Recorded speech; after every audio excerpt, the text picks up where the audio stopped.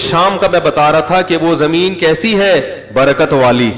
اور میں ترکی کے بارڈر پہ گیا ہوں، شام میں تو نہیں گیا کیونکہ وہاں حالات صحیح نہیں تھے. تو ترکی کے بارڈر پہ جو آخری شہر ہے، جب ہم ترکی وزٹ کے لیے گئے تو پورے ترکی میں ہم گھومے تھے، تو وہاں ہم بارڈر پہ بھی گئے. بارڈر سے مراد وہ آخری شہر جہاں ترکی ختم ہو رہا ہے. تو وہاں واقعتاً میں نے یہ محسوس کیا کہ شام کی طرف سے جو ہوائیں آتی ہیں، ان ہواؤں میں ایک عجیب اللہ نے خوشبو رکھی ہے، ایک عجیب سکینت رکھی ہے. استاذ محترم حضرت مفتی ابو لبابہ صاحب سے میں نے عرض کیا، اس وقت میں نے کہا کہ یہاں تو بڑی عجیب ایک عجیب سی سکون ہے. انہوں نے کہا جو بھی یہاں آتا ہے اس کے کمنٹس یہاں کے بارے میں یہی ہوتے. کیوں ایسی زمین اللہ نے اس کو برکت والی؟ اس لیے کہ وہاں جتنے پیغمبر پیدا ہوئے اور جتنے پیغمبروں کی شام میں قبریں ہیں، اتنے پیغمبر پوری دنیا میں کہیں بھی نہیں ہیں. ہم لوگ ابھی ازبکستان گئے نا دورے کے لیے، ہمارا پروگرام تھا شام جانے کا، کیونکہ اگر وزٹ کرنا ہے تو مکہ اور مدینہ کے بعد سب سے بہتر جگہ کون سی ہے؟ شام. لیکن اس لیے نہیں گئے کہ حالات ایسے ہیں نا، وہاں گئے تو پھر واپس پتہ نہیں آئے نہ آئے، اور واپس آئیں تو پھر وہ ایک ایجنسیاں پوچھتی رہیں گی کیوں گیا تھا بھائی. اب اس کو کون سمجھایا کہ ہم ویسے ہی گئے تھے. تو اللہ تعالیٰ نے اس جگہ میں برکت پیدا کی. کیوں؟ وہ ابراہیم علیہ السلام کا مسکن، جنہوں نے اللہ کے لیے بڑی قربانیاں دیں، بت پرستی والے ماحول میں آنکھیں کھولی اور بت پرستی کے خلاف آواز بلند کی. ہم دیکھتے ہیں جو لوگ غیر مسلم ہیں، اپنے والدین کی وجہ سے پوری زندگی اپنے مذہب کو نہیں چھوڑتے. تو جہاں باپ اور ماں بھی غیر مسلم ہو اور سارے ماحول بتوں والا ہو، وہاں ایک نوجوان کھڑا ہو کر آواز لگائے کہ یہ تمہارے ہاتھوں کے بنائے ہوئے خدا ہیں، میں ان کے سامنے نہیں جھک سکتا. لقد کنتم انتم وآباؤکم فی ضلال مبین، تم بھی اور تمہارے باپ دادا بھی کھلی ہوئی گمراہی میں پڑے ہوئے ہو، میں ان پتھروں سے تراشے ہوئے بتوں کے سامنے سر نہیں جھکا سکتا. یہ بڑی ہمت کی بات ہوتی ہے. آگ میں ڈال دیا گیا، پھر نکلے، پھر اللہ نے خود بھی بہت آزمایا آپ کو. جب بچہ 7 سال کا ہوا، اللہ نے کہا ذبح کر دو، لے گئے ذبح کرنے کے لیے. تو بڑی قربانیاں جب دی ہیں تو اللہ نے خوشخبریاں بھی بہت سنائی. اسحاق علیہ السلام جو شام میں تھے، فلسطین جو ہے وہ بھی کس میں آتا ہے؟ شام میں، جس پر آج یہودیوں کا قبضہ ہے. وہ میسج ٹی وی والوں نے فلسطین سے بیت المقدس سے تراویح دکھائی ہے، تو اس تراویح کے نیچے کسی کے کمنٹ سے دیکھو یہاں بھی زور سے آمین ہو رہی ہے. تو میں نے کہا جس کو فرقواریت کی خارش لگ جائے نا، وہ یہ نہیں دیکھتا کہ بیت المقدس میں تراویح ہو رہی ہے سبحان اللہ، وہ یہی دیکھتا ہے کہ آہستہ ہو رہی ہے یا زور سے. یہ ہے اس 15ویں صدی کے خرشیلے. خرشیلا سمجھتے ہیں؟ خارش والے لوگ، یہ ہیں 15ویں صدی کے خرشیلے. اور ویسے بھی ایک کامن سینس کی بات ہے کہ جو زور سے آمین کہیں گے ان کی تو آواز آئے گی، جو آہستہ کہیں گے ان کی تھوڑی آئے گی. یہ تو جب پتہ چلے گا جب زور والوں کو ایک طرف کر دیں، آہستہ والوں کو ایک طرف کر دیں، پھر پتہ چلے گا کہ زور والے زیادہ. اور ہمارے تو یہ ساری زور سے بولنے کوئی فرق نہیں پڑتا. لیکن ایک مثال دے رہا ہوں کہ خرشیلے کس نے بنایا ان کو؟ ان لوگوں نے جن کے کلپ یہ صبح و شام سنتے ہیں. تو امام حرم کے بارے میں کچھ دن پہلے ایک تصویر شائع ہوئی کہ ان کے ہاتھ یہاں تھے ناف پہ، تو اس پہ کسی نے چیلنج کیا بتاؤ اگر سینے پہ ہاتھ باندھنا سنت ہے تو ان کے خلاف فتویٰ دو. وہ امام حرم کی اتنا وہ پچھلے سال واٹس ایپ پہ چلا ہے وہ کلپ. میں نے کہا امام حرم کو اگر پتہ چل گیا وہ نہ سینے پہ باندھیں گے نہ ناف پہ، وہ یہاں باندھیں گے درمیان میں. اللہ تعالیٰ نے ہمیں جو دین اور مذہب دیا جس کا نام اسلام ہے، اور جس کے بارے میں اللہ نے کہا کہ اسلام کے علاوہ کوئی دین اللہ کی نظر میں مقبول نہیں ہے. وَمَن يَبْتَغِ غَيْرَ الْإِسْلَامِ دِينًا فَلَن يُقْبَلَ مِنْهُ، جو اسلام کے سوا کسی بھی مذہب کو اختیار کرے گا تو میں ہرگز قبول نہیں کروں گا. بعض لوگ اس پہ یہ کہتے ہیں کہ اللہ نے پھر ہمیں دوسرے مذہب میں پیدا کیوں کیا. یہ غیر مسلموں کا ایک کامن سوال ہے کہ اگر اللہ کو صرف اسلام ہی پسند ہے تو اللہ نے ہمیں سکھ کیوں بنایا، عیسائی گھر میں کیوں پیدا کیا، اللہ نے ہمیں ہندو مذہب میں کیوں پیدا کیا. تو وہ کہتے ہیں کہ اگر اللہ نے ہمیں کسی اور مذہب میں پیدا کیا ہے تو اس کا مطلب ہے کہ وہ مذہب بھی ٹھیک ہے، ورنہ اللہ پیدا نہ کرتا۔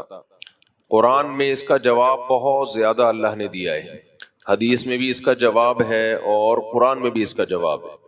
وہ جواب یہ ہے، کل مولود یولد علی الفطرہ فابواہ یہودانہ او ینصرانہ او یمجسانہ، کہ ہر بچہ فطرت پہ پیدا ہوتا ہے، نیک پیدا ہوتا ہے، وہ کسی باطل مذہب پہ نہیں ہوتا۔ بچے کا کوئی مذہب نہیں ہوتا، ہندو، عیسائی، سکھ، کوئی مذہب نہیں ہوتا۔ فَأَبَوَاهُ يُهَوِّدَانِهِ، جب وہ بچہ بڑا ہوتا ہے تو اس کے والدین اس کو یہودی بناتے ہیں، عیسائی بناتے ہیں، ہندو بناتے ہیں۔ پیدائشی طور پر نہیں ہوتا وہ، یہ نہ مشرک ہوتا ہے، بلکہ اس کا ماحول، اڑوس پڑوس، اس کے والدین اس کو غلط رخ پہ ڈال دیتے ہیں۔ اب بچہ اگر نابالغ ہے، اس میں عقل نہیں ہے، تو قیامت کے دن اس سے پھر سوال نہیں ہوگا اس بارے میں، کیونکہ وہ میچور نہیں ہے۔ لیکن جب وہ بالغ ہو جاتا ہے، اس میں عقل پیدا ہو جاتی ہے، سوچنے سمجھنے کی صلاحیت پیدا ہو جاتی ہے، تو پھر اس سے سوال پوچھا جائے گا کہ تم نے صرف اس بیس پہ اپنے ماں باپ کے دین کو کیوں اختیار کیا کہ وہ تمہارے باپ دادا کا دین تھا؟ صرف اس بیس پہ، محض اس بات پہ غلط چیز کو مان لینا کہ میرے باپ دادا، میرے ماں باپ یا میرا پریوار، میرا خاندان اس مذہب کو مانتا ہے، یہ کوئی دلیل نہیں ہے۔ ایک غیر مسلم نے مجھ سے کہا کہ وہ عیسائی تھے، انہوں نے کہا کہ میں عیسائی گھر میں پیدا ہو گیا، اس کی علامت ہے کہ اللہ چاہتا ہے کہ میں عیسائی بنوں۔ میں نے کہا اگر یہ دلیل ہے، خدا نخواستہ آپ چوروں کے گھر میں پیدا ہو جاتے، چرسیوں کے گھر میں پیدا ہو جاتے، تو کیا یہ اس کی دلیل ہے کہ آپ کے لیے چور بننا درست ہو گیا، آپ کے لیے چرسی بننا درست ہو گیا؟ کیا یہ اس کی دلیل بن سکتی ہے؟ اور کیا اس بیس پہ دنیا میں کوئی عدالت آپ کو چھوڑ دے گی کہ آپ قتل کرتے ہوئے پکڑے گئے، اب آپ پہ کیس ہوا، سزا سنائی گئی، آپ نے کہا چونکہ میرا باپ بھی قاتل تھا، میری ماں بھی قاتل تھی، قتل ہمارے خاندان میں کامن ہے؟ دنیا میں کوئی بھی جرم اس بیس پہ حلال نہیں ہوتا کہ آپ کے والدین، آپ کے باپ دادا، آپ کا خاندان وہ جرم کر رہے، اور کسی نیکی کو اس بیس پہ رد بھی نہیں کیا جا سکتا کہ آپ کے باپ دادا وہ نیکی کرتے تھے لہذا آپ بھی کر رہے ہیں۔ یہ بھی ان لوگوں کو جواب ہے جو یہ کہتے ہیں کہ ہم مسلمان گھر میں پیدا ہو گئے تو ہم کیوں جنت میں جائیں گے، ہمیں تو اسلام فری میں ملا ہے۔ بعض غیر مسلم یہ تانا دیتے ہیں کہ اگر مسلمان جنت میں جائیں گے تو تمہارا کیا کمال ہے اس میں، تم اپنے اختیار سے مسلمان تھوڑی ہوئے ہو، تم تو مسلمان گھرانے میں پیدا ہوئے۔ اگر کوئی شخص سچے لوگوں کے گھر میں پیدا ہو جائے اور اس بیس پہ وہ سچ بولتا ہو، تو کیا اللہ اس کی سچ کی نیکی کو اس بیس پہ ضائع کر دیں گے کہ چونکہ اس کا باپ بھی سچ بولتا تھا، اس کی ماں بھی سچ بولتی تھی، لہذا اس نے کون سا تیر مار لیا؟ میں سمجھا پا رہا ہوں اپنی بات؟ آپ کے ابا بھی غریبوں کو کھانا کھلاتے تھے، آپ کی اماں بھی غریبوں کو کھانا کھلاتی تھی، آپ جب بڑے ہوئے تو وہی ماحول آپ نے دیکھا، آپ بھی سخی، آپ بھی غریبوں کو کھانا کھلاتے ہو، یہ کلچر سے آیا نا بھائی، یہ چیز تو اوپر سے آتی ہے، سخاوت بھی، کنجوسی بھی۔ اب آپ نے غریبوں کو کھانا کھلایا، کوئی آپ کو اپریشیٹ نہیں کر رہا، آخرت میں آپ کو ثواب نہیں مل رہا، آپ اللہ میاں سے پوچھ رہے ہیں کہ اللہ مجھے ثواب کیوں نہیں مل رہا غریبوں کو کھانا کھلانے کا؟ اے اللہ، اچھا لوگوں سے کہہ رہے ہیں بھائی میرا شکریہ کیوں ادا نہیں کر رہے، لوگ کہہ رہے ہیں کیا کمال ہے تمہارا، تمہارا تو باپ بھی سخی تھا، ماں بھی سخی تھی، تو تمہیں تو کلچر میں سخاوت ملی ہے۔ کیا آخرت کے ثواب سے اللہ اس بیس پہ محروم کرے گا کہ تمہارا ابا بھی سخی، اماں بھی سخی، لہذا تمہیں غریبوں کو کھانا کھلانے کا ثواب نہیں ملے گا؟ یہ کوئی کامن سینس کی بات ہے؟ نیکی پہ ثواب ملتا ہے چاہے وہ موروثی ہو، باپ دادا سے چلی آ رہی ہو، گناہ پہ سزا ملتی ہے چاہے وہ باپ دادا سے، جملہ کمپلیٹ کریں، چلی آ رہی ہے۔ ہاں یہ ایک بات ہے کہ اللہ نے کچھ لوگوں پر احسان کیا کہ ان کے لیے آزمائش کم کر دی۔ ہمیں اللہ نے مسلم گھرانے میں پیدا کیا، ہماری آزمائش کم ہے اور غیر مسلم کی آزمائش زیادہ ہے، تبھی غیر مسلم جب مسلمان ہوتا ہے تو اسے ثواب زیادہ ملتا ہے کیونکہ وہ قربانی دے کے آ رہا ہے۔ لیکن یہ نہیں ہے کہ اگر وہ مسلمان نہیں ہوتا تو گناہ نہیں ملے گا، اس کو سزا نہیں ملے گی۔ ایک آدمی چوروں کے گھر میں پیدا ہوا، شرابیوں کے گھر میں پیدا ہوا، چاروں طرف شراب، اور وہ شراب چھوڑ دیتا ہے، اور ایک وہ ہے جس کی سوسائٹی میں کلچر میں شراب ہے ہی نہیں، تو جس کے کلچر میں شراب تھی جب وہ شراب کو چھوڑے گا تو اس کو ثواب زیادہ ملے گا۔ لیکن یہ نہیں ہے کہ وہ چونکہ اس کے کلچر میں شراب تھی تو پینے پہ گناہ نہ ملے اس کو۔ تو مسلمان گھرانے میں پیدا ہوتا ہے، یہ اللہ کی طرف سے ایک نعمت ہے کہ بھئی آپ کو اسلام غریبی میں مل گیا، لیکن یہ نیکی پر وہ قائم رہتا ہے، وہ اسلام سے محبت کرتا ہے, اسلام کو چھوڑتا نہیں ہے, تو اللہ اس بیس پہ اس کی اس نیکی کو ضائع نہیں کریں گے کہ اس کو تو اسلام باپ دادا سے فری میں ملا تھا. اس بیس پہ نیکیاں ضائع نہیں ہوتی. تو اس لیے اللہ کا بہت شکر ادا کیا کرو اس بات پہ کہ اللہ نے ہمیں مسلم گھرانے میں پیدا کیا اور پھر اس پہ قائم رکھا. کتنے لوگ مسلم گھر میں پیدا ہوتے ہیں, مرتد ہو جاتے ہیں, کتنے لوگ مرتد ہو جاتے ہیں. تو نیکی کو کرنا بھی یہ بھی ضروری ہے اور اس کو بچا کے رکھنا بھی ضروری ہے. ہم نے بڑوں سے ایک بات سنی ہے, ہم لوگ کے ہاں چونکہ بزرگ ہوتے ہیں لہذا ہم بزرگوں سے باتیں بھی سنتے ہیں. بہت سے لوگوں کے ہاں بزرگ مارکیٹ سے شارٹ ہے, ان کے کوئی بزرگ ہی نہیں ہوتے بھی ہیں تو 400 500 600 سال پرانا کوئی بزرگ نکال کے لا رہے ہوتے ہیں. امام بخاری 1000 سال 900 سال پہلے کے بزرگ وہ نکال کے لا رہے ہوتے ہیں, یہ ہمارے بزرگ تھے. تو ان کے بزرگوں نے بزرگ جنے ہی نہیں, اس کا مطلب ہے وہ بزرگ دنیا سے آئے اور بزرگ پیدا کیے بغیر چلے گئے. ہم جن بزرگوں کو مانتے ہیں ہم کہتے ہیں وہ بزرگ دنیا میں آئے اور بزرگ چھوڑ کے بھی گئے ہیں, اور پھر ان کے بعد جو بزرگ چھوڑ کے گئے وہ دنیا سے گئے, انہوں نے بھی کچھ بزرگ چھوڑے, تو وہ سلسلہ اب تک چلا آ رہا ہے. امام بخاری جب دنیا سے گئے تو بہت سارے نیک لوگ چھوڑ کے گئے ہیں, وہ ان کی صحبت سے لوگوں نے فائدہ اٹھایا. پھر جب وہ گئے تو ان کے شاگرد گئے تو ان کے شاگرد, وہ شاگرد, یہ سلسلہ اب تک چلا آ رہا ہے. تو ہم لوگ کے ہاں چونکہ بزرگ ہوتے ہیں لہذا دو چیزیں ہم لوگ کے ہاں پائی جاتی ہیں. ایک نصیحتیں جو بزرگوں کی ہم پارسل کرتے ہیں. لوگ کہتے ہیں قرآن و سنت چھوڑ کے بزرگوں کی نصیحتوں کو فوکس کرتے ہو, یہ بھی آپ نے خود سے الزام لگا دیا. قرآن و حدیث چھوڑ کے نہیں, قرآن و حدیث کو ایکسپلین کرنے کے لیے بزرگوں کی نصیحتوں کو پارسل کرتے ہیں. اور قرآن خود بھی بزرگوں کی نصیحتوں کو ذکر کرتا ہے, انبیاء کی نصیحتیں, لقمان علیہ السلام جیسے بزرگ کی نصیحتیں. تو نصیحت نبی صلی اللہ علیہ وسلم نے فرمایا الحکمت ضالۃ المؤمن, حکمت کی بات, نصیحت کی بات مومن کی گمشدہ چیز ہے. جیسے آپ کی کوئی چیز گم ہو جائے, جب ملے تو کتنی خوشی ہوتی ہے سوائے بیوی کے, استغفر اللہ, یعنی کوئی بھی چیز اگر بیوی سے بھی یعنی جب مل جائے تو کتنی خوشی ہوتی ہے. وہ 2 آدمیوں کی بیویاں گم گئی نا, 2 آدمیوں کی بیویاں گم گئی, دونوں تلاش کرنے کے لیے نکلے تو ایک نے دوسرے سے, یہ ٹاپک نہ چینج ہو جائے, یہ چٹکلوں میں ٹاپک رہ جاتا ہے. 2 آدمیوں کی بیویاں گم گئیں تو ایک نے, بزرگوں کی نصیحت چل رہا ہے نا, ایک کی بیوی, ایک نے دوسرے سے کہا میری بھی بیوی گم گئی ہے, تیری بھی گم گئی ہے, علامت بتا. دونوں مل کے ایک دوسرے کی بیویوں کو تلاش کرتے ہیں. تو ایک نے بتایا کہ بتا بھی تو بتا تیری بیوی کیسی ہے. اس نے بتایا لمبے لمبے بال ہیں, بڑی بڑی آنکھیں ہیں, سفید رنگ ہے, بڑی بڑی پلکیں ہیں, خوبصورت چمکتے ہوئے موتی جیسے دانت, لمبا قد, اونچی ناک.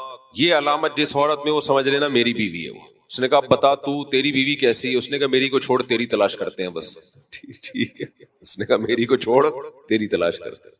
تو ہم لوگ کے ہاں چونکہ بزرگ پائے جاتے ہیں لہذا جن کے ہاں بھی بزرگ پائے جاتے ہیں ان کے ہاں 2 چیزیں پائی جاتی ہیں. ایک بزرگوں کی نصیحتیں, کیونکہ بزرگوں کا کام کیا ہے, نصیحتیں کرنا ہی تو ہے, پنچر لگانا تھوڑی ہے بائکوں کے ٹائر کو یا پنکھے ٹھیک کرنا. بزرگ کا کام کیا ہوتا ہے, نصیحت. تو بزرگوں کی نصیحتیں جو نقل کی جاتی ہیں قرآن و سنت کو چھڑوانے کے لیے نہیں, قرآن و سنت پہ لانے کے لیے. یہ قرآن و سنت کی کسی بات کو ایکسپلین کرنے کے لیے. بچپن میں ہم جب نونہال پڑھا کرتے تھے حکیم محمد سعید رحمت اللہ علیہ کا, تو اقوال زرعی یعنی خوبصورت اقوال, عمدہ اقوال, اس کے عنوان سے انگریز بھی اپنے بزرگوں کو مانتے ہیں. شیکسپیئر کی باتیں نقل کر رہے ہوتے ہیں. انگریز شیکسپیئر کی بات نقل کرتے ہوئے جھجک محسوس نہیں کرتا. ہمارے ہاں اللہ والوں کی باتیں نقل کرتے ہوئے لوگوں کو موت آتی ہے اور کہتے ہیں یہ بزرگوں کو لے کے بیٹھ گئے. ہاں, بزرگ کی بات قرآن و حدیث کے خلاف ہوگی پھر نہیں لی جائے گی, پھر اس کو رد کیا جائے گا. تو جن کے ہاں بزرگ ہوتے ہیں ان کے ہاں 2 چیزیں پائی جاتی ہیں. نمبر 1 بزرگوں کی باتیں بھی, اور نمبر 2 کرامتیں بھی. کیونکہ کرامتیں کس کے ہاتھ پہ ظاہر ہوتی ہیں, بولو, بزرگوں کے ہاتھ پہ ہوتی. اللہ دکھا رہا ہوتا ہے کہ میں اپنے اس بندے کے ساتھ ہوں. جیسے سلیمان علیہ السلام کے دربار میں وہ بزرگ تخت اٹھا کے لے آئے سیکنڈ میں, تو سلیمان علیہ السلام نے کیا فرمایا, ہاذا من فضل ربی. سیکنڈ کے بھی 1000ویں حصے میں ان بزرگ نے کہا کہ میں ملکہ سبا کا تخت اٹھا کے لاؤں گا. یہ کہا اور تخت حاضر. تو سلیمان علیہ السلام نے اس بزرگ کی تعریف نہیں کی بلکہ کیا فرمایا, ہاذا من فضل ربی, یہ میرے رب کا فضل. اس سے پتا چلا کہ بزرگ کے ہاتھ میں جو کرامت ہوتی ہے وہ اصل میں بزرگ نہیں کر رہے ہوتے. کون کر رہا ہوتا ہے, اللہ کر رہے ہوتے ہیں. تبھی سلیمان علیہ السلام یہ نہیں کہہ رہے ہاذا من کرامتی بزرگی, یہ میرے بزرگ کے کرامت, میری امتیوں میں ایک بزرگ کی کرامت ہے, بلکہ کس کی طرف نسبت کی, اللہ کی طرف کہ یہ میرے اللہ کا فضل ہے.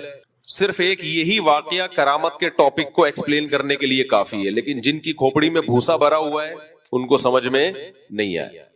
بزرگ کے ہاتھ پہ یہ ہوا ہے, بزرگ نے کہا میں لے کر آؤں گا. انا آتی کا بھی قبل ان یرتد الیک طرفک, اے سلیمان آپ کی پلک جھپکنے سے پہلے میں ملکہ سبا کا تخت اٹھا کے حاضر کروں گا. یہ کہا اور تخت حاضر. نسبت کس کی طرف کر رہے ہیں؟ اپنی طرف. میں یہ کام کروں گا. تو سلیمان علیہ السلام کو چاہیے تھا کہ جب وہ تخت حاضر ہوا تو آپ کا شکریہ ادا کرتے, تھینک یو ویری مچ, آپ یہ تخت سیکنڈوں میں لے آئے, میں آپ کا تہہ دل سے شکر گزار ہوں, اپنا خیال رکھیے گا. کیا خیال ہے بھائی؟ لیکن شکر ہے کوئی جاہل وہاں بیٹھا ہوا نہیں تھا. کوئی جاہل بیٹھا ہوا ہوتا پہلی بات وہ یہ کہتا کہ یہ تو پاسبل ہی نہیں ہے کہ کوئی انسان سیکنڈوں میں تخت اٹھا کے لے آئے, یہ شرک ہے. کیونکہ جب اپنے دماغ میں گوبر بھرا ہوا ہوتا ہے تو ہر جگہ گوبر ہی نظر آتا ہے, کوئی اچھی تعویل کر نہیں سکتا. سب سے پہلے کہتا یہ شرک ہے. دوسری بات وہ یہ کہتا کہ اگر یہ کام اللہ نے کیا ہے تو یہ بزرگ نے یہ کیوں کہا کہ میں لے کے آؤں گا, یوں کہتے اللہ لے کے آئے گا. یہ اعتراض بنتا ہے کہ نہیں بنتا؟ اگر کسی کے دماغ میں گوبر ہوتا, جیسے یہاں آج کل بہت سارے لوگوں کے دماغ میں گوبر ہے, وہ تیسرا اعتراض یہ کرتے کہ اور اگر یہ لے کے بھی آیا ہے تو سلیمان علیہ السلام اللہ کا شکر کیوں ادا کر رہے ہیں, ان بزرگ کا کیوں نہیں ادا کر رہے. چوتھا اعتراض وہ یہ کرتا کہ سلیمان علیہ السلام تو لا نہیں سکے, یہ بزرگ اٹھا کے لے آئے. پانچواں اعتراض وہ یہ کرتا اچھا بزرگ اگر تخت لا سکتے ہیں تو پھر بزرگوں کو چاہیے کہ گھر کا فرنیچر ڈالنے کی ضرورت ہی نہیں ہے. کیا خیال ہے بھائی؟ گاڑی بک, اس زمانے میں بھی تو گھر میں فرنیچر آتے ہوں گے, لوگ گدا گاڑیاں بک کراتے ہوں گے, تو ان بزرگ کو تو اب یہ بزرگ سینٹر بزرگ جو ہے ایک ٹرانسپورٹیشن کا کام کھول لیں اور سیکنڈوں میں کسی کو فرنیچر اپنے گھر میں لے کے جانا ہے تو 50 روپے لیں فرنیچر یہاں سے وہاں. جو اتنا بڑا تخت اٹھا کے لا سکتا ہے وہ کسی کی الماری اور کسی کا بیڈ, جس کی نئی نئی شادی ہوئی ہے اس کو ٹائم نہیں ہے, اس کے پاس ٹائم نہیں ہے گدا گاڑی بک کرائے. پہلے زمانے میں ٹھکا ٹھک شادیاں ہوتی تھی تو اس کے پاس ٹائم نہیں ہے کہ وہ گدا گاڑی بک کرائے اور یہاں سے سامان گدا گاڑی پہ ڈالے اور پھر دولہا کے کمرے تک پہنچائے. تو بھائی بزرگ کے پاس جائے, بزرگ سیکنڈوں میں ڈبل بیڈ, سنگل بیڈ, جو بھی اس زمانے میں رواج تھا, یا تخت شاہی یوں کریں اور چھو منتر حاضر.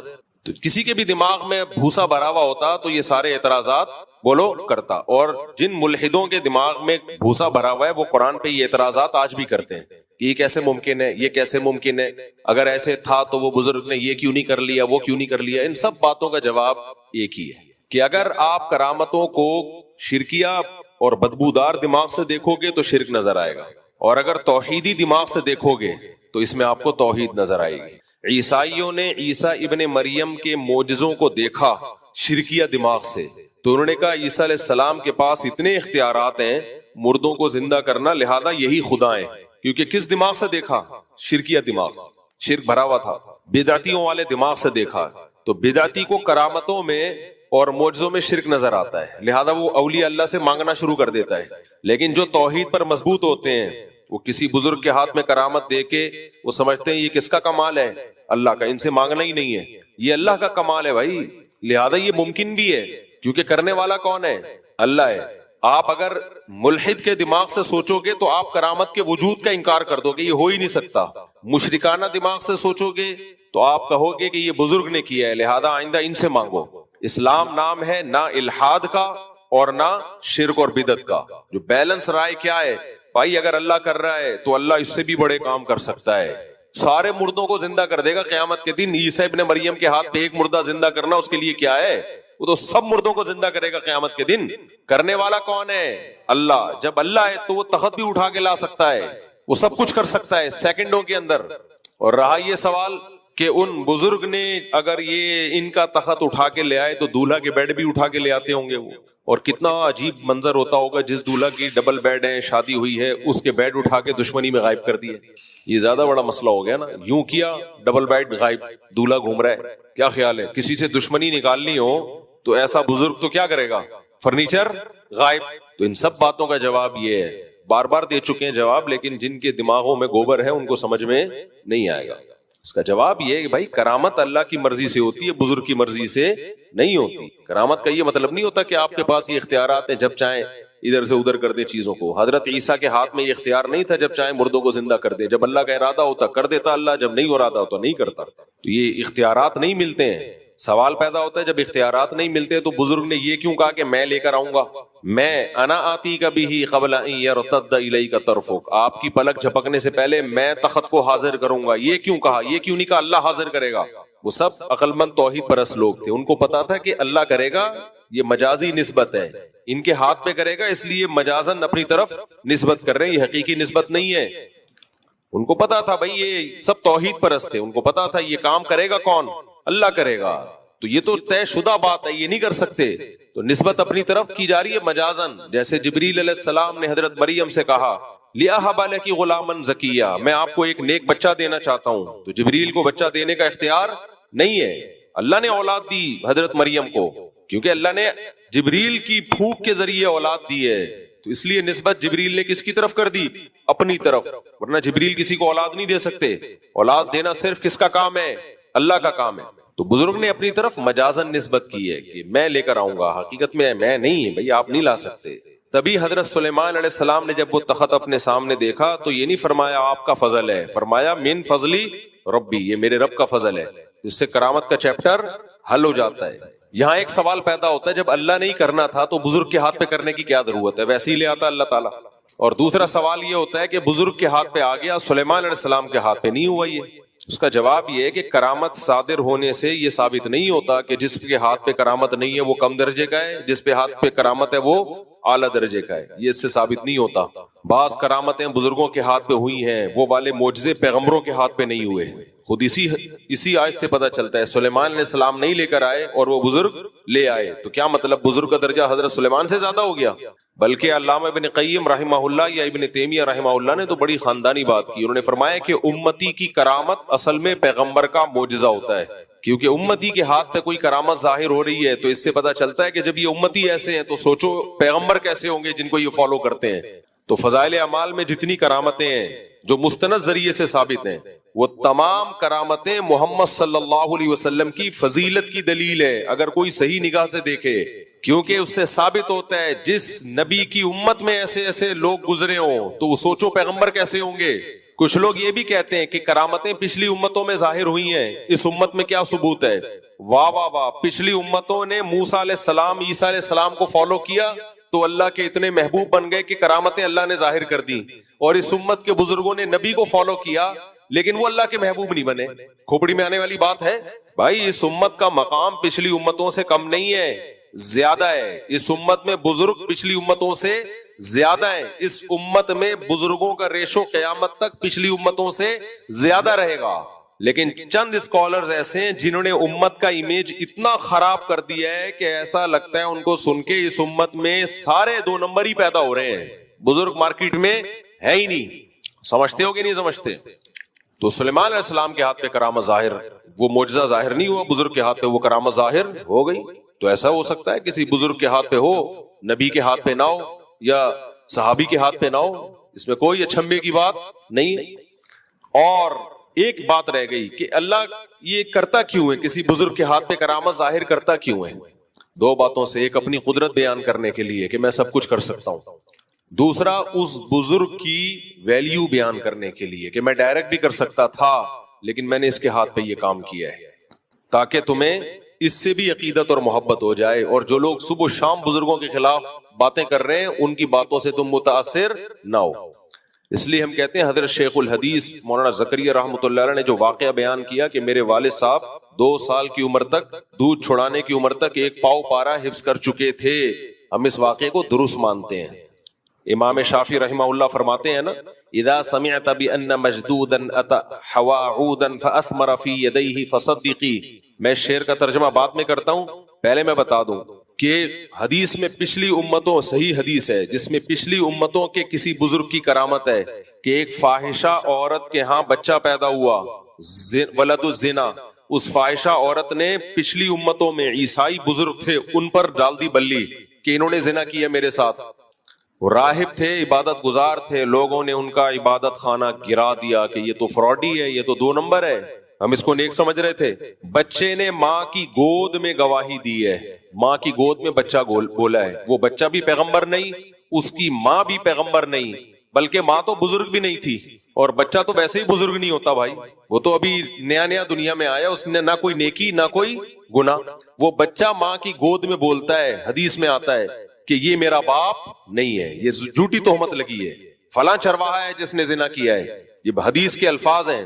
تو وہ بچہ تو بزرگ بھی نہیں تھا، تو بچہ ماں کی گود میں بول سکتا ہے، پورے اناؤنس کر سکتا ہے کہ یہ نہیں ہے وہ ہے. کتنے اشکالات ہوتے ہیں، اس کو کیسے پتا چل گیا بھائی؟ بچے کو پتا ہوتا ہے میرا ابا کون ہے، اما بتا دیتی ہیں یہ ہیں، مان لیتے ہیں بچے. کیا خیال ہے؟ تو بچے کو تو یہ نہیں پتا ہوتا میرا اوریجنل ابا کون ہے، اور وہاں بچہ ماں کی گود میں کیا کہہ رہا ہے، فلاں ہے فلاں نہیں ہے. تو یہ کرامت بچے کی تھی یا ماں کی تھی؟ یہ ان بزرگ کی کرامت تھی، ان بزرگ کی کرامت تھی. اب کوئی کہے لو بھائی اس بزرگ پر جھوٹی تہمت لگی، بچہ بول دیا فلاں فلاں بزرگ پر لگی تھی، کیوں نہیں بولا؟ تو یہ اس کی علامت ہے دماغ میں کیا بھسا ہوا ہے، گوبر. اللہ نے یہ ذمہ داری تھوڑی لی ہر بچہ بولتا رہے گا، ورنہ کتنے پکڑے جائیں گے بھائی. کیا خیال ہے؟ اللہ نے پردہ ڈالا ہوا ہے، سارے ہی بچے بولنا شروع کر دیں تو اب یہ نہیں ہوتا کہ ہر ایک کے ہاتھ پہ. تو اگر وہاں بچہ ماں کی گود میں بول سکتا ہے تو شیخ الحدیث مولانا زکریا رحمۃ اللہ علیہ کے والد بھی ماں کی گود میں ایک پاؤ پارا حفظ کر سکتے ہیں.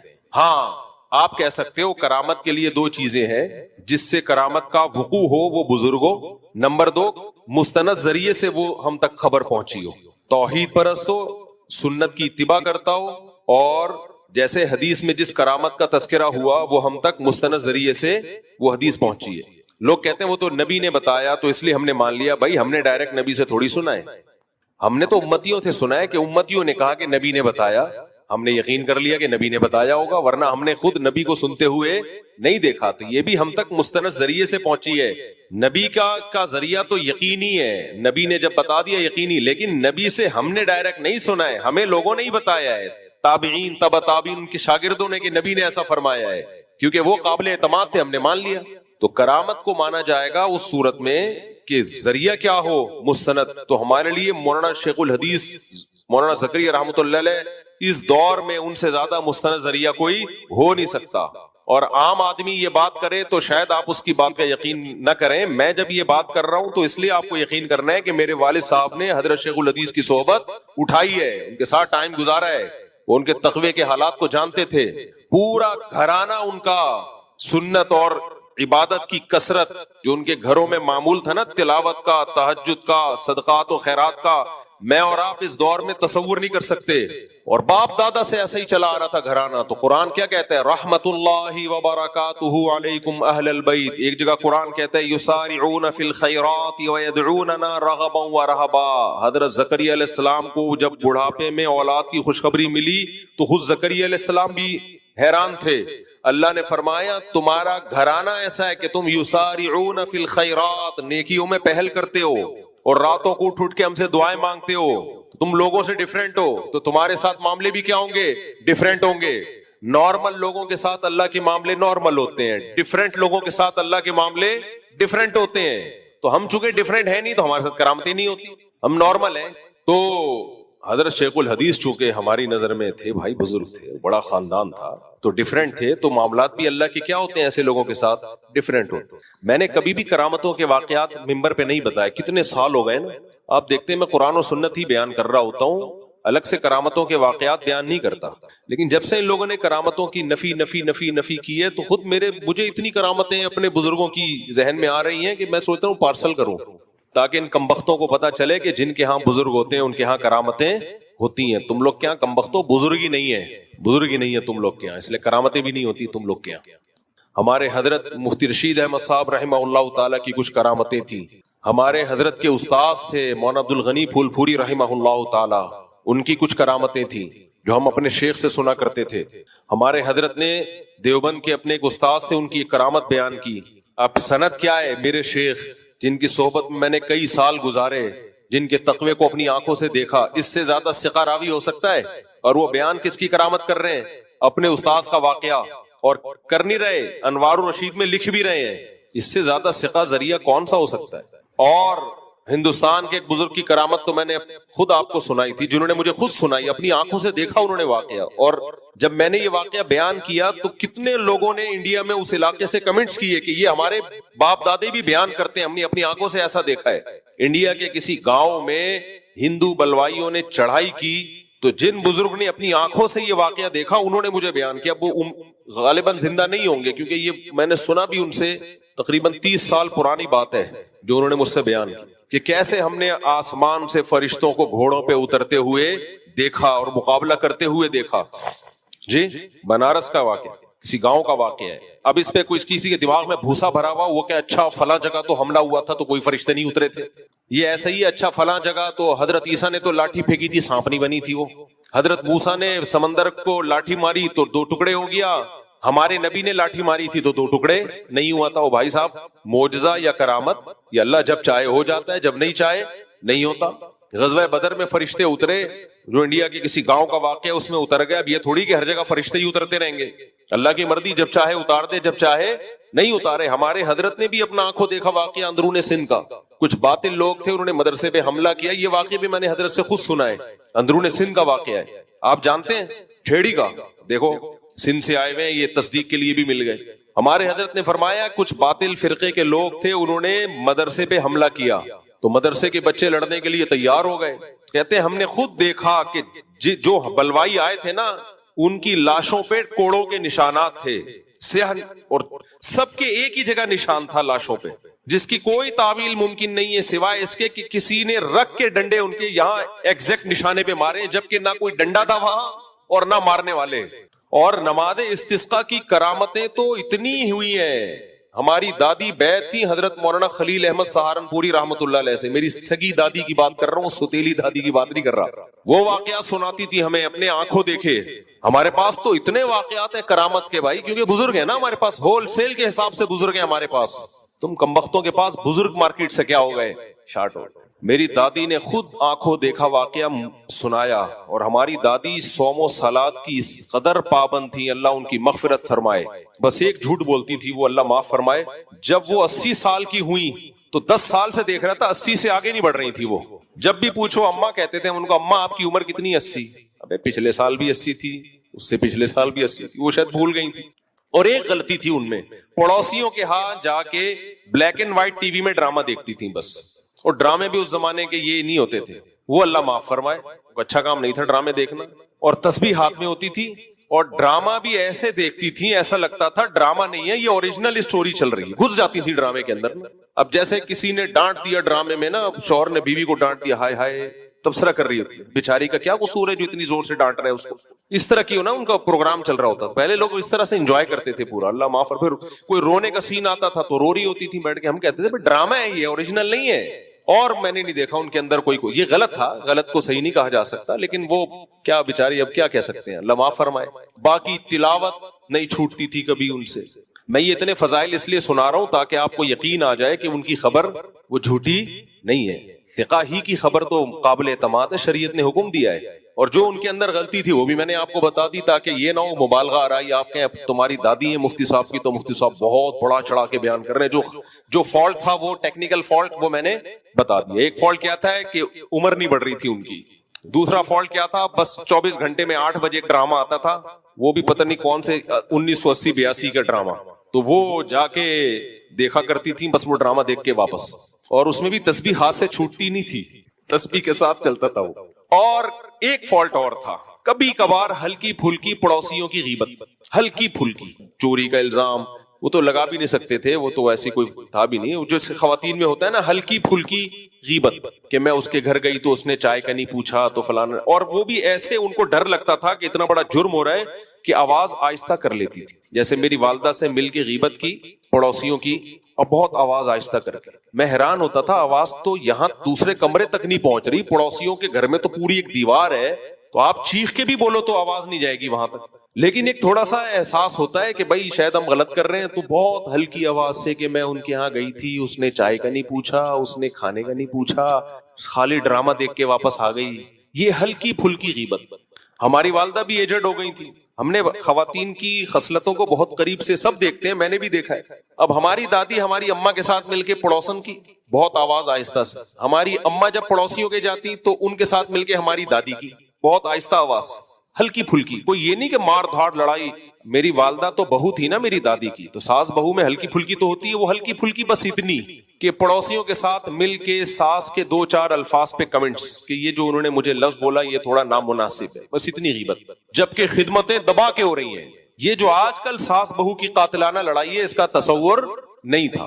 اور جب ہماری دادی پڑوسیوں کے ساتھ جاتی تو ہماری اماں کی تھوڑی بہت ہلکی پھلکی مل جل کے نہیں آئی سمجھ میں, غیبت ہلکی پھلکی, کیونکہ ہم وہ غیبتیں بہت قریب سے, کیونکہ جب وہ آہستہ سے بولتے تھے ہم بھی تھوڑا ایسے کر لیتے تھے کہ کیا چل رہا ہے پروگرام, تو بہت کیونکہ آج کی غیبتوں سے جب ہم ان کو کمپیئر کرتے ہیں تو وہ غیبت ہمیں صغیرہ گناہ لگتی ہے, کبیرہ نہیں لگتی. کرنی وہ بھی نہیں چاہیے تھی لیکن بہت ہلکی پھلکی. بس یہ 3 ٹوٹل ٹیکنیکل فالٹ کتنے ہوئے, ہلکی پھلکی ہلکی آوازوں کے ساتھ چھوٹی سی غیبت کہ چائے کا نہیں پوچھا, یہ نہیں پوچھا, بس یہ نہیں کہ کوئی فساد ڈلوا کے لڑوا دو, طلاق. آج کل کیا ہو رہا ہے ایسی یہ وہ ہے نا, عید پہ کسی کا وہ بڑے اچھے وہ آئے تھے کہ نندیں اپنی ماؤں کے گھر جا کے الحمدللہ 3 دن عید گزار کے بھابھیوں کو لڑوا کے پورا قافلہ واپس, بھابھیوں کو اپنے شوہروں سے لڑوا کے اور شوہروں نے اپنی نندوں کو اپنے شوہروں سے اور بہوؤں کو ساسوں سے لڑوا کے یہ سارے قافلے اب واپس رواں دواں ہیں اپنی منزل کی طرف.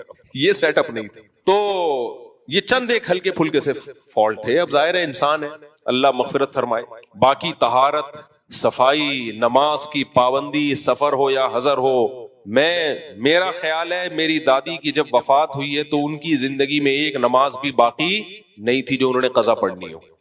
عفت, پاک دامنی, پردہ, نماز, تہجد, تلاوت, دعائیں. تو انہوں نے اپنی آنکھوں دیکھا واقعہ سنایا کہ ہم ہندوستان میں قحط پڑا, سہارنپور کی بات ہو رہی ہے, سنسار پور کی بات ہو رہی ہے, ہندوستان میں قحط پڑ گیا, پانی نہیں ہے, بارش نہیں برس رہی. اب ان بزرگ کا مجھے نام یاد نہیں رہا, مولانا خلیل احمد سہارنپوری رحمۃ اللہ علیہ تھے یا کوئی اور بزرگ تھے, وہ میں بچہ تھا جب دادی نے یہ واقعہ سنایا, میری عمر 13-14 سال ہوگی اس وقت. تو انہوں نے بتایا کہ اتنا شدید قحط پڑا کہ وہاں جو بھی بزرگ تھے سہارن مظاہر علوم میں, انہوں نے اعلان کیا ہم نماز استسقاء کے لیے جائیں گے, بارش کی نماز کے لیے جائیں گے. تو کہہ رہے ہیں بھائی سب نکل گئے. کہہ رہے ہیں ہم جب جا رہے تھے تو ہندو لوگ بول رہے تھے کہ یہ بارش برسوا کے آئیں گے, اور دادی کہتی ہیں ہمیں بارش کے برسنے کا اتنا یقین ہوتا تھا کہ پہلے سے ٹینٹ اور تمبو اور دیگوں کا انتظام ہوتا تھا, وہیں لے کے جاتے تھے کہ جب بارش برسے گی نا تو تمبو لگا کے یہ سب مل جل کے چاول کھائیں گے خوشی میں, جو بھی بریانی پلاؤ جو بھی اس زمانے میں تھا. اتنا یقین ہوتا تھا کہ بارش برسے گی. اب تو انہوں نے کہا کہ ہم گئے, تمبو شمبو لگایا, ٹینٹ لگایا, دیگیں تیار ہونا شروع ہوئی ہیں, اور پھر سب نے اللہ کے سامنے سجدہ ریز ہو کر دعا مانگی. بہت رونا دھونا, بہت دعائیں, اور کہتی ہم نے اپنی آنکھوں سے دیکھا وہ دعائیں ختم ہوئی ہیں اور ایک دم بادل آئے اور دے دنادن بارش برسنا شروع, اور وہ بارش برس رہی اور ہم کیا کھا رہے ہیں, چاول کھا رہے ہیں. یہ بھی تو کرامت ہی ہے. آپ کہہ سکتے ہیں دعائیں قبول ہونا کرامت نہیں ہے. کرامت کسے کہتے ہیں؟ اسباب سے ہٹ کے کام ہونا. زکریا علیہ السلام نے دعا مانگی تھی مجھے اولاد مل جائے بڑھاپے میں, تو یہ معجزہ تھا یا نہیں تھا؟ اب کوئی کہے وہ تو دعا کس کی وجہ سے ہوا ہے. بھائی دعا کا قبول ہونا جبکہ اس کے کوئی اسباب نہ ہو پھر یہ کرامت ہی ہے. بارش کا کوئی سبب نہیں ہے, محکمہ موسمیات والے کہہ رہے کوئی امکان نہیں ہے, اور آپ دعا مانگے بارش ہو جائے, تو اٹ از کالڈ کرامت. یہاں سامنے کارنر کا گھر ہے, یہاں ایک ڈاکٹر رہا کرتے تھے ہندوستان کے, وہ ڈاکٹر ان کے بیٹے تھے, خود وہ ڈاکٹر نہیں تھے. ڈاکٹر صاحب کے والد تھے, انڈیا سے آئے تھے مائگریٹ کر کے. انہوں نے اپنا آنکھوں دیکھا واقعہ سنایا ہے ہندوستان کا. کہتے ہم جا رہے ہیں, بارش ہو نہیں رہی, قحط پڑا ہوا ہے, جا رہے ہیں تو ہندو کہہ رہے ہیں یہ موسلے بارش برسوا کے آئیں گے دیکھنا. کہہ رہے ہم گئے, انتہائی شدید گرمی میں انتہائی تیز دھوپ, اتنا لمبا سجدہ کیا امام صاحب نے کہ ایسا لگ رہا تھا کہ کمر ہماری جل جائے گی, چمڑا جل جائے گا اس تیز دھوپ میں. اتنا گڑ گڑائے ہیں, اتنا روئے ہیں. کہہ رہے ہیں ابھی دعا ختم ہوئی نہیں ہے اور بارش ہونا شروع. کہتے ہیں ہم جب واپس آ رہے تھے تو ہندو ہنس رہے تھے اور بولے تھے یہ موسلے, مسلمان کو شاید موسلے کہتے ہیں, یہ اپنے خدا سے بارش برسوا کے آ گئے.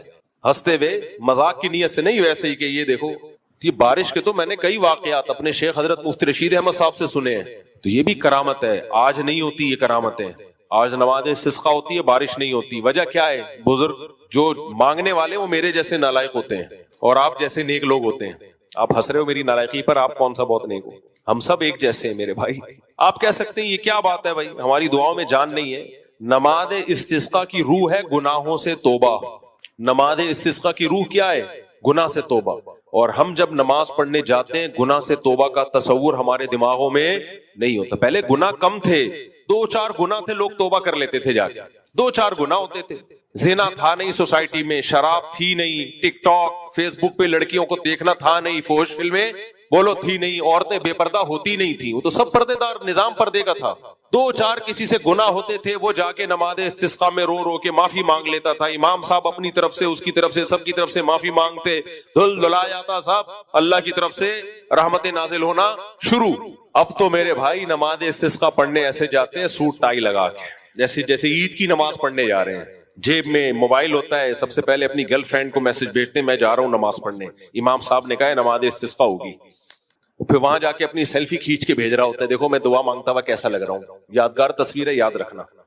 سمجھ رہے ہو کہ نہیں سمجھ رہے؟ اور واپسی پہ ارادہ ہوتا ہے کہ دوبارہ فلم دیکھنے کا, کہ نئی فلم آئی ہوئی ہے, سلام پھر کے جب گھر جائیں گے تو وہ فلم دیکھیں گے. جو خواتین نماز پڑھنے جاتی ہیں استسقا میں, وہ خوشبوئیں لگا لگا کے بے پردہ ہو کے, تو اللہ کہتا ہے جب تم ہی مخلص نہیں ہو, تم ہی مخلص نہیں, تم توبہ ہی نہیں کرنے چاہتے. یا قوم استغفروا ربکم انہ کان غفارا یرسل السماء علیکم مدرارا. توبہ کرنے سے بارشیں کھل جاتی ہیں. میں یہ نہیں کہہ رہا کہ گناہگاروں پہ بارشیں نہیں برستی, تو سب پہ اللہ کی نعمت تو سب کو ملتی ہے, لیکن بعض مرتبہ ایسا ہوتا ہے کہ گناہوں کی وجہ سے بارش رکتی ہے, تو اس کا حل کیا ہوتا ہے؟ گناہوں سے توبہ. وہ توبہ کہاں ہوتی ہے آج کل؟ قرآن میں اللہ تعالیٰ فرماتا ہے کہ ظہر الفساد فی البر والبحر بما کسبت ایدی الناس, کہ لوگوں کے گناہ اس قابل ہیں کہ ہمیشہ کے لیے بارشیں روک لی جائیں. قرآن کا مفہوم بیان کر رہا ہوں. لیکن اللہ کو جانوروں کا خیال ہوتا ہے, بہت سارے لوگوں کا خیال ہوتا ہے, اللہ برساتا رہتا ہے بارشوں کو. کبھی اپنی کرامت ظاہر کرنے کے لیے, گناہوں سے توبہ کروانے کے لیے روک لیتا ہے, تاکہ یہ ویسے توبہ نہیں کرتے تو بارش برسوانے کے لیے توبہ کر لیں. لیکن ہم ماشاءاللہ اتنے ڈھیٹ لوگ ہیں کہ ہم 27ویں رات کو بھی جو توبہ کر رہے ہوتے ہیں نا, مگرمچھ کے آنسو رو رہے ہوتے ہیں. ہم لوگ مگرمچھ کے آنسو رو رہے ہوتے ہیں. تو میرے بھائی جہاں بزرگ ہوتے ہیں کرامتیں بھی بولو ہوتی ہیں. ہاں دعائیں بھی قبول ہوتی ہیں, ایسی ایسی دعائیں اللہ قبول کرتا ہے جو اسباب کی دنیا میں لگتا ہے یہ کام ہو ہی نہیں سکتا, ہو جاتا ہے. ہاں یہ ضرور ہے کہ کرامت کا باب, یعنی کرامت آپ نے جب کسی بزرگ کی مان لی یا یہ مان لیا کہ کرامت واقع ہو سکتی ہے, تو اس کا یہ مطلب نہیں کہ اب جو بھی اٹھا کے جو بھی پھینکتا رہے آپ لپیٹتے رہے بیٹھ کے. کوئی بھی کچھ بھی بول دے میرے ساتھ یہ ہوا, آپ نے کہا بالکل یہ ہوا ہوگا آپ کے ساتھ, میں ہمارے بزرگ کے ساتھ یہ ہوا. بھائی ذریعہ کیا ہے؟ مستند ذریعہ ہو, اور جس کی واقعہ بیان کیا جا رہا ہے وہ بھی توحید پرست ہو, اور اتباع سنت, متبع سنت ہو, وہ سنت کو فالو کرتا ہو تو مانا جائے گا. اگر ذریعہ ہی مستند نہیں ہے, جو بیان کرنے والا وہ انٹرنیشنل پھینکو ہے, وہ مشہور ہے کہ یہ پھینکتا رہتا ہے, اس کا کام ہی یہی ہے, یا جس کی کرامت بیان کی جا رہی ہے وہ بزرگ ہی نہیں ہے, تو پھر ہم نہیں مانیں گے اسے. ایسے تو کچھ بھی بیٹھ کے لاتے رہو مارکیٹ میں اور لوگ لپیٹتے رہے بیٹھ کے. میں نے بتایا تھا نا ایک صاحب پروفیسر صاحب تھے, وہ آتے تھے ہمارے اسکول میں, وہ آتے ہی اپنی تعریفیں شروع کر دیتے, اتنی تعریفیں کرتے ہم بیزار ہو گئے. ہم نے کہا اتنا نیک کوئی انسان ہو نہیں سکتا. تو پھر بچے شرارتی ہوتے ہیں, بچے کیا کرتے ہیں, وہ ٹیچر کے نا وہ یوں بیٹھ کے نا یوں ایک بچے کو میں نے دیکھا وہ یوں کر رہا ہے. میں نے کہا کیا کر رہا ہے؟ یہ پھینک رہے ہیں, میں مانجا لپیٹ رہا ہوں. پتنگ کا مانجا نہیں ہوتا. اسکول کے بچے بڑے شرارتی ہوتے ہیں. وہ پروفیسر نہیں تو سوری اسکول ٹیچر تھے, وہ آتے تھے اسکول میں اور اپنی تعریفیں بچوں کے سامنے, ہم بچے تھے ہمارے سامنے شروع کر دیتے. ٹیچر کا احترام ہے, لیکن آپ کو کیا پتا میں کس کی بات کر رہا ہوں. لیکن وہ ڈیلی نا میں ایسا ہوں, میں ویسا, میں اتنا قابل, وہ اپنی قابلیت, وہ تھے بھی قابل ٹیچر تھے واقعی. وہ تھے کیمسٹری کے ٹیچر تھے, بہت قابل تھے. اب کسی کو نہیں پتا چلے گا کس کی بات ہو رہی ہے. اللہ اگر وہ دنیا سے جا چکے ہیں اللہ مغفرت فرمائے, زندہ ہیں تو اللہ ان کی عمر میں برکت عطا فرمائے. تو وہ آ کے کیا کرتے تھے, میں اتنا قابل, ہر وقت. پہلے دن تو ہم نے کہا ماشاءاللہ سبحان اللہ, پہنچے ہوئے ٹیچر ہمارے تھے, واقعی قابل تھے وہ, ایسا نہیں کہ. اگلے دن آئے پھر میں ایسا. ہم نے کہا یقیناً اللہ نے نوازا ہے بھائی. تیسرے دن آئے پھر میں روزانہ ہی ان کا 15 سے 20 منٹ اپنی تعریفوں میں چلتا تھا. تو ایک دن میں نے ایک طالب علم کو دیکھا, اسٹوڈنٹ کو دیکھا, وہ ڈیسک میں نا وہ یوں کر رہا ہے. میں نے کہا اس کو پتہ نہیں کیا ہو گیا, یہ کوئی بیماری ہو گئی ہے. میں نے کہا کیا کر رہے ہو؟ کہہ رہے ہیں وہ پتنگ کا مانجا جو ہے نا, پتنگ کا مانجا ایسے لپیٹتے ہیں. میں نے کہا یہ کیا کر رہے ہو؟ کہہ رہے ہیں یہ پھینک رہے ہیں, میں کیا کر رہا ہوں؟ لپیٹ رہا ہوں. میں نے کہا یار ٹیچر کا ایسا نہیں کرتے میرے بھائی. تو کہہ رہے ٹیچر کو بھی تو دیکھو یار, پھینکے جا رہے. بس کرو بھائی، اتنا نیک کوئی نہیں ہوتا. وہ کچھ نہ مجھے لگتا ہے بیچارے وہ نفسیاتی سے ہو گئے تھے، کیونکہ بعض دفعہ انسان میں کوئی کوالٹی ہوتی ہے تو لوگ اس کی تعریفیں کرتے ہیں، تو اس کے دماغ میں پھر وہ ایک چیز انسٹال ہو جاتی ہے، تو وہ پھر وہ اس کو لگتا ہے کہ میں بہت ہی زیادہ کچھ نیک ہوں. بھائی ہے بس ٹھیک ہے، لوگ کہیں کہ آپ نیک ہیں، آپ خود نہ بتائیں. ہم نے اپنی دادی کی جو کوالٹیز بیان کی، ہماری دادی نہیں کہتی تھی میرے اندر یہ کوالٹی ہے، ہم کہہ رہے ہیں کہ ان کے اندر یہ کوالٹی ہے. تو پہلے زمانے میں دادیاں بھی ہوتی تھیں یار. اب تو شادیاں عورتوں کی اتنی دیر سے ہو رہی ہیں، دادی نانی بننے سے پہلے ہی فوت ہو جاتی ہیں. بتاؤ 40 سال میں کسی خاتون کی شادی ہو، وہ دادی بنے گی؟ ایک تو پہلا بچہ امکان